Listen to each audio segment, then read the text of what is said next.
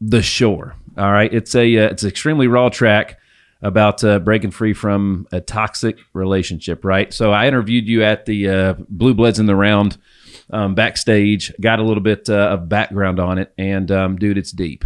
It's deep. Tell everybody about that. It is deep. First of all, it's a song that, is very personal. Like everybody else, we have relationships within our families that are very painful, can be very toxic. Sometimes we try to help people that we love, and for years, try to help someone that needs to be helped. But unfortunately, many times when you jump in the water to save someone, when someone doesn't want to be saved, you end up with two people drowning. Wow. And that superhero sometimes has to make a difficult decision.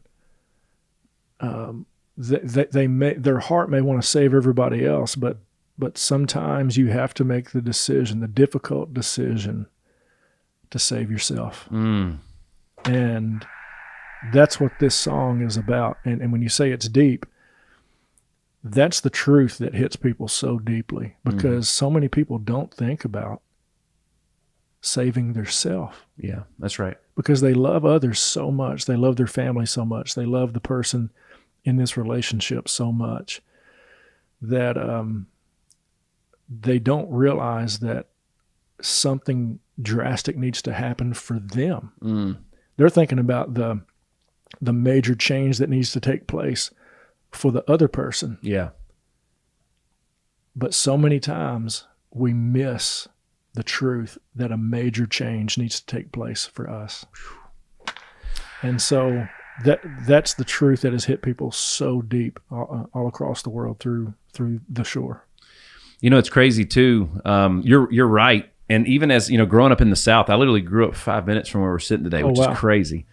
As a matter of fact, where this office and studio sits, it was woods and trails when I was growing up. So we used to ride my bikes back here. Yeah, that's crazy. Where we're at. Yeah.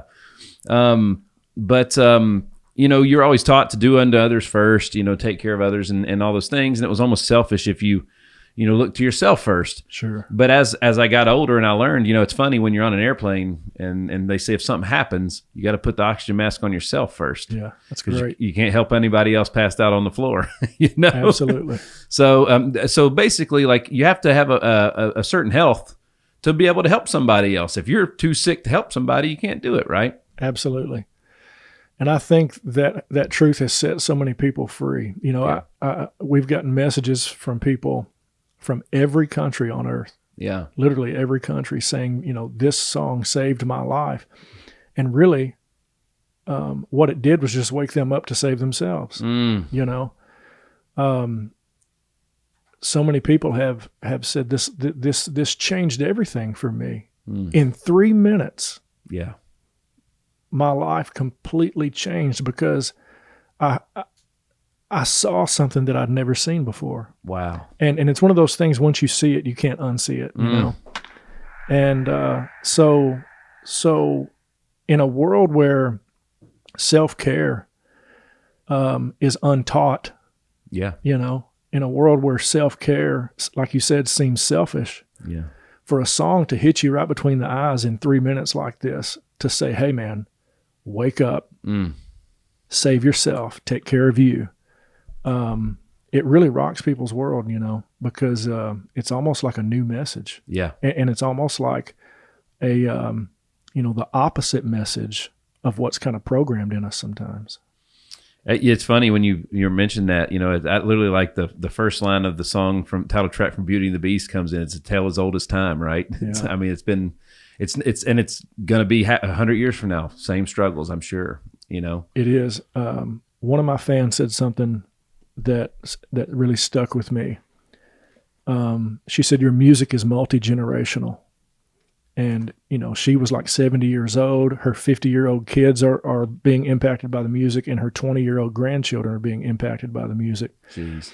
And when those 20-year-olds are 50 and 70, they're still going to be impacted by it, and they're going to be sharing it with their kids and grandkids who are also going to be impacted by it, because the human story, like you said, is a tale as old as time. I mean, humans are going to face the same struggles. They're going to face the same relationship issues and roadblocks, and they're going to go down that same path of discovery. Yeah. And that warms my heart, because knowing that millions of people that haven't yet heard the song, maybe years from now will hear it, and it will help them the way it's helping these people now. Absolutely. Man, nothing brings me more joy than knowing that people will continue to be helped. Absolutely. Because this truth is going to continue to resonate with people for years to come. Hi, folks. I'm your man, Nick Hyder, and I just want to say a quick thank you for all of you, the millions of you tuning into the Hit Streak. If you have not already, subscribe to the Hit Streak on all digital platforms. Share your favorite episodes with your friends, your team, literally whoever needs a lift. We've built a worldwide audience of millions, and we're just getting started. Every episode, we're breaking down the playbook of top performers so that you can get to that next level too. We're literally getting the information from the people that have it to the people that need it, by bringing on guests that everybody knows and some that not everybody knows yet. So again, thank you for being a part of this movement. Keep listening, keep sharing, and keep leveling up with the Hit Streak. Tell me about the liftoff of this thing. All right. Yeah. So walk me through what that's like. So like, how long had you cut it, recorded it before it just went nuts? How did it go nuts? Where did it go nuts first? Crazy story, man. The way this all happened is pretty mind-blowing. So I wrote The Shore years ago and ended up recording it several years ago. A few years ago, and I knew the song was powerful in my own life, and I knew that I knew the song had to hit home with other people as well. Never could have dreamed it would hit home with so many people from so many different parts of the world and so many different ages and backgrounds. But I didn't have any marketing money. I didn't have a budget to get any advertising. I'm just a working dad who moved to Nashville to, pursue this music career and to write these songs and get them out to help as many people as I can, because that's the kind of songs that I write. I try to speak to people and speak to real human issues. And the song was uploaded to streaming and sat there for 2 years, but nobody really knew that. Because here it's just me on Facebook or whatever saying, hey, everybody, go listen to my new song, The Shore. Well, when your friends and family hear you say that, they don't pay a lot of attention, Right. And you got to kind of catch a wave on TikTok, which I had not done. And so the song was sitting there for 2 years with all of this dynamite, it was like a stack of dynamite that wasn't being lit. And I just realized, man, I was just like, man, it's got to happen on TikTok. That's where music is being discovered. Okay. That's where artists are connecting with the larger fan base, because unlike, Facebook and Instagram, it's mostly your followers and your friends that are seeing your post and hearing you talk about your music or whatever. But TikTok, the way that works, man, it can throw you into everybody's face, in every country in the world overnight. It's not just going to show you to your friends. It's going to show you to everybody if it works that way, and the algorithm or whatever takes it the right way. So I thought, I've got to get this song on TikTok, and I knew I had to put the whole song on TikTok. Well, that was the trick.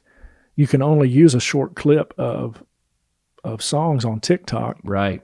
Because of their contracts with the streaming services and all of that. And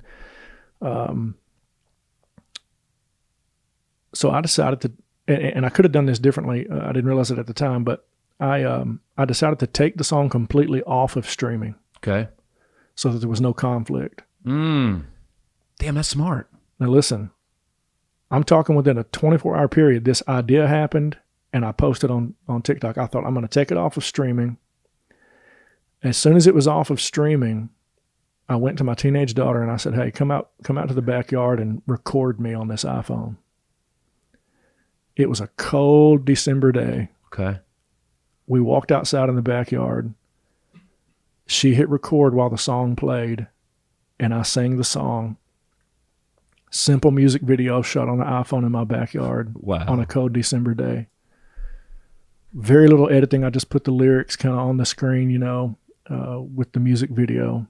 That's how you did that video. Wow. Uploaded that night to TikTok, and I looked at my wife and I said, this is going to blow up overnight.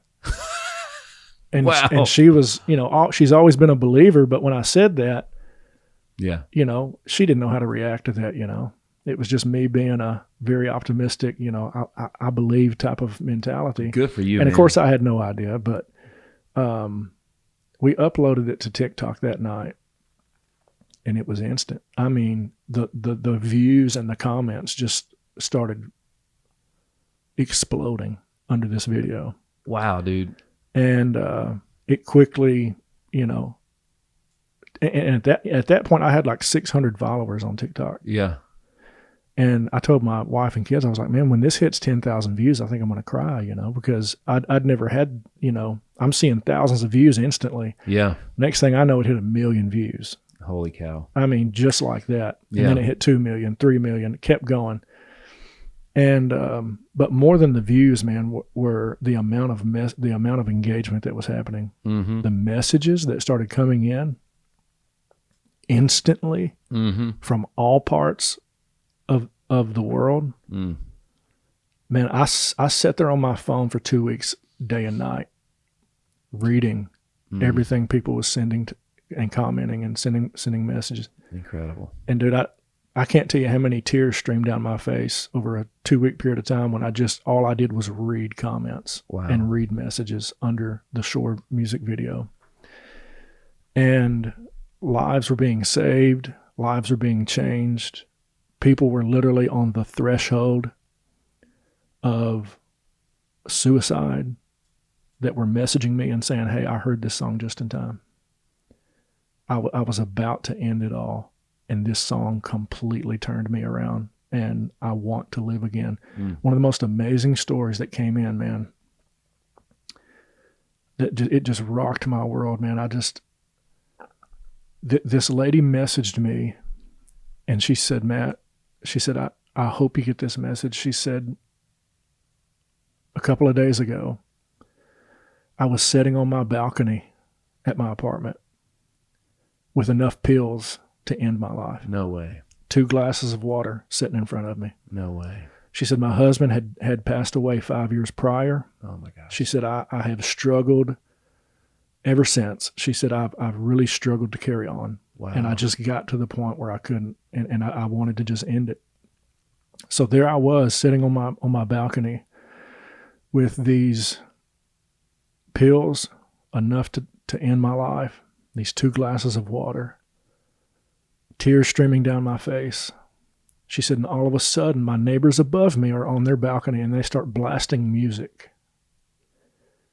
And it's your song, The Shore. No way. And she said, I listened to the words of that song as it blasted out of those speakers. I wept like a baby. I took the pills and threw them away, poured the water down the sink, and for the first time in 5 years, I want to live again. Bro, like, this is insane. This is crazy. And that's one of thousands and thousands and thousands of messages. Thanks for tuning in. Like and subscribe for more, and visit nickhyder.com.